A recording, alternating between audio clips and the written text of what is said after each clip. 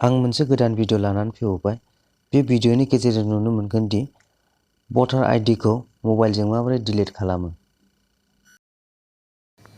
बेबादि भिडिअ नायबाय थानो थाखाय चेनेलखौ साबस्क्राइब खालाम आरो घन्टिखौबो थुनानै हो। बिदिबा फै जागायजेननोसै। सिगाङाव प्ले स्ट'राव थांदो आरो बेयाव सार्च खालामदो भटार हेल्पलाइन। आं बिनि लिंकखौ डिसक्रिप्शनावबो होना होगोन।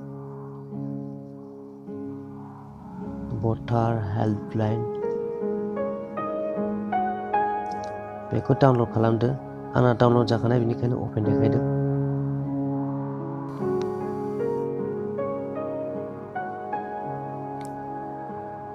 नैबे खनायाव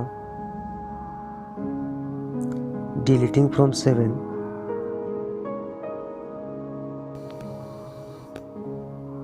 दानिया मबाइल नाम्बार होदो। सेन्ड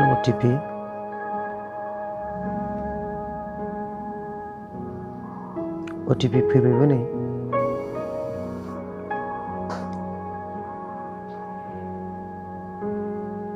OTP खौ फिलआप खालामबाय आं।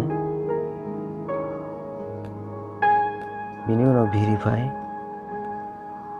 Yes, I have voter ID number.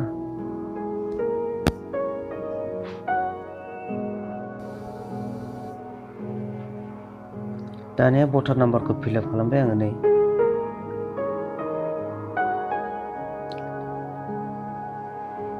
बेनि उनाव स्टेटखौ सेलेक्ट खालामगोन।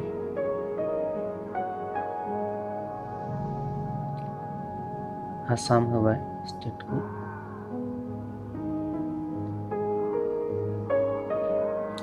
दाना नायना लादो नै बे नंगौना नङा। बे नंगौबा नेक्स्ट होदो।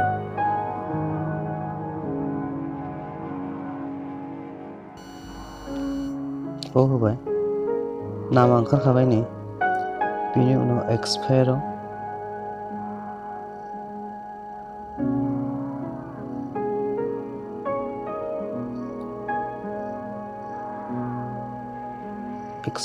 होबाय। बेनि उनाव नेक्स्ट नाम ओंखारबाय नै। नामा ओंखारखाबाय। दा बेयाव एड्रेसल' होनांसिगौ। एड्रेस माने नों बबे जायगानिफ्राय एप्लाइ खालामदों। दावागुरि होनसै आं। दावागुरि। डान होबाय। कमफ्राम ओंखारबाय नै। नायदो बबे भुल जादों ना मादों बेखौ नायफामनांगौ।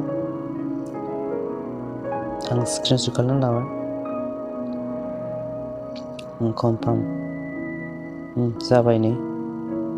नैबे नाम्बारखौ सेभ खालामनो थाखाय आं स्क्रिनशट खालामबावबाय। दानिया नायनोसै एप्लिकेशन स्टेटास। ओरै ओंखारबाय नै। साबमिटल' जादों। उनाव जाखांबा आं देखायबावगोन कमप्लिट जाजोबबा।